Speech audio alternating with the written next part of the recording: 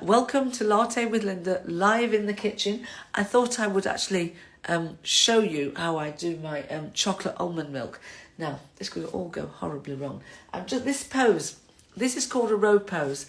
Row is my friend Matt's dog, gorgeous bulldog. He doesn't take any prisoners. He's not easily impressed, and you'll know if he's not impressed by you. And he has a pose.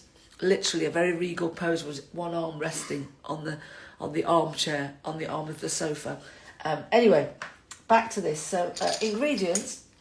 So as you can see, I've got my Milky Plant, and I only fill it to minimum. The reason I don't fill it any more than that is because it will overflow. It will overflow anyway, as you've seen on a previous video.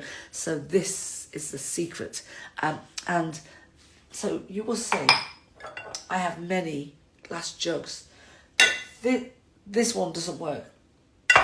This is a Pyrex jug, and it's just shaped slightly differently so I can put it in and keep my eye on it. So here we go. Nuts, just throwing them in. When I say a handful, I'm probably lying, and this is probably why it overflows. Just put a few more in there. So nuts. This is, these are dates, so there's one there. And then I'm going to split one in half because I don't want a full one. Just going to put a little bit of one there. Then a little bit of salt. Just move across here because I forgot the salt. And it's a pinch of salt. So I'm using this thing. This is something for making sourdough in a bread maker. And it's a tiny, tiny little spoon. And that is how much salt I'm using. So it's teeny, teeny. It's literally is a what do they call it? A pinch of salt. Pinch of salt. So let's see what else. Putting the wrong lid on. So that is roasted almonds. Roast them, cool them. I did a batch and then they stay in the jar. So that makes it easier to do. Oh, here's what I made earlier. Ah, yes. So this is what happened the other day. I forgot the actual ingredient. Cacao. Organic roasted cacao. Here we go. So I'm not going to use too much. So if I was normally making it, if I was making it in the Vitamix, I would use loads. I'd have 1 litre to about 4 heap spoons of these in a little dash. So I'm going to use about half a little cup thing. So that goes in there. So what I discovered was if the sensors in here get covered, you get an error code. It's called an E3, and it means the sensors can't sense, they can't do their job. Right, so everything is in now. Now we're going to put the lid on, connect it all up. There we go. So you see it's already on. So that is ready. So now I'm going to put this jug here. Now it will wobble, so you've got to keep your eyes on it. I've had incidents where when I've used previous jugs where they've fallen over like that, so that's not very good, is it? So here we are. Water's in, cacao, pinch of salt, dates as the sugar option, and the almonds. So here we go. So I'm going to press and hold. There we are. So that means it's on, press, hold. There we go. So now we're starting. So it's going to get very noisy, everybody. So I'm going to shout. I'm back from Manchester. Do you know what? My voice still feels a bit kind of like... I didn't talk enough, I think. That's what it is. And so it was on... I arrived on Thursday. I like to step into a little bit of abundance. So the event was one day on Friday. From 10 a.m. to 6 p.m. Then we had dinner. So I like to arrive the day before. So I arrived at 1 o'clock the day before. Oh, I've got an error code. Oh, this is great, isn't it? What's happened here? Right, I've no idea. So this is wonderful, isn't it? Error code. Stop that. Turn that off. It's an E1. Whatever that means, I have no idea. What have I forgotten? Oh, I know what I've done. So this is very good. I will come back to the Manchester story. So I've put the water in, but I haven't pressed and locked the container. So now the container is locked in. So E1 means container's not locked in. E3 means the sensors are covered. E2, don't know. Right, okay, let's start again. Here we go. On. Action stations. Oh, this is marvellous. Live TV, eh? Anyway, so, no idea what I was saying, so let's go back. Yeah, so, in-person day with my coach Claire McPherson on Friday. I like to arrive the day before. I don't want all the stress of going on the day and issues with the trains or issues here, there and everywhere and, you know, just getting into a flap and a fluster and not being able to enjoy the day. It's a bit like, oh crikey. See? Yeah, it's a bit like often when I teach the yoga class in particular, it starts at 6:45 a.m. and more often than not, there is an issue on transport or tubes and people will arrive a little bit after, so I've already started the class, or they're running as I'm closing the door. So they start the class in a state of anxiety. So I always say to them to catch their breath, you know, just don't worry, don't rush in, just catch your breath, deepen your inhales and your exhales and all of that. Otherwise what happens is it just sets you into a state of anxiety for the entire class, and you know, you're always trying to catch your breath, you can never quite catch up. So that's why I like to go the day before. So I booked into the hotel.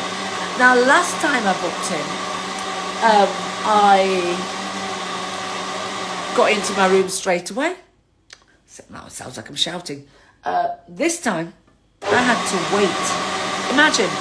So I was quite upset because you know, paid a little bit more for a little bit of luxury, and I had to wait. So anyway, it was nice that I met one of the women, and so I just went to her room and we talked for 2 hours. Or it seemed like 2 hours. We definitely talked, didn't draw breath. And then my room actually wasn't even ready on time. When I got downstairs, it was 3:10, and that's when it was ready. And they said, oh, sorry about the wait. It was a catalogue of issues. The room was freezing cold, and the guy came and they insisted that the room could not be heated beyond 22 degrees. There we are, can you see? They said the room couldn't be done beyond 22 degrees. Now, woman in the other room, friends in the other room, oh, I'm at 26, I'm at 27. So they insisted this particular room couldn't be heated anymore. Well, 22 degrees is fine for me. I mean, it would be too warm to have 22 degrees here. It's like the tropics.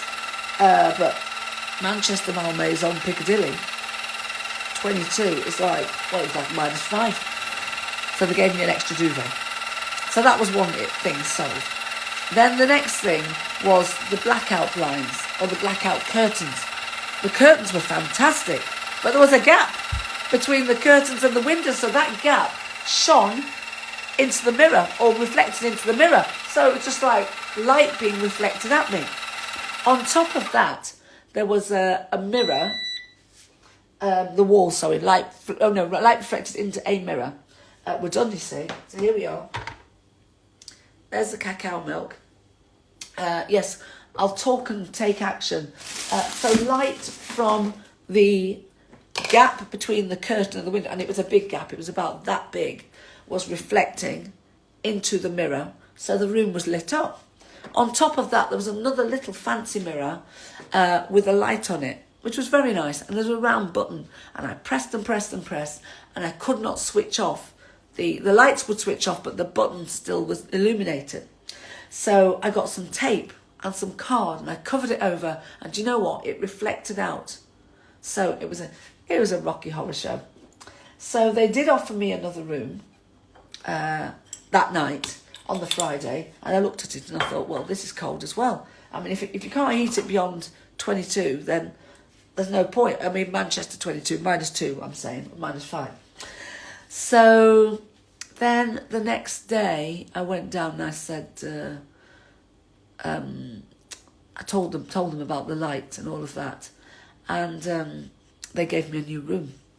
This room was when I got in, it was warm. Thing is, the heating went off in the night, so warmer. So I ended up sleeping in my dressing gown. And then when I went downstairs and I explained about that little button, she said, "Oh, you need to press and hold it, and it will go off completely." Nobody had mentioned that. So next time I'm there, at least I know what to ask for. So that was it. So here we are, whole roasted. So the almonds are whole roasted. I think I put them back in the cupboard.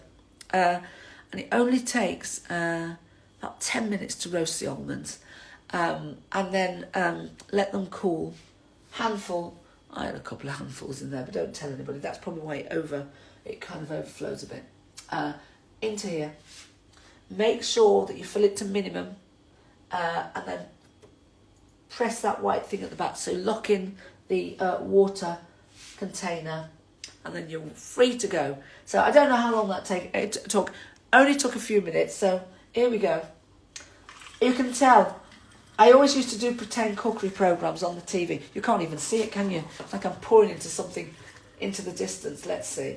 And what I'm going to do, I'm going to put this in the freezer. And I'm going to leave it there. See if I can get all of that in. I want to get all of that chocolate in there. That's the thing. Right. Into the freezer. And then it'll be nice and cool for when I leave. So, Inferno Hot Pilates, 10:30 a.m. at the Yoga Quarter with Lynda. There is no place like Lynda's Inferno. So what you do is you click your heels. It's called a Hollow Dorothy. No place like Lynda's Inferno. And you're going to work your abdominal muscles like you have never known. That's it from me. Thank you for joining me. So Latte with Lynda, live in the kitchen. Whole roasted chocolate almond milk. Thank you very much. Soul Tribe, I see you, I feel you, I hear you, I get you, I've got you. Have a wonderful day.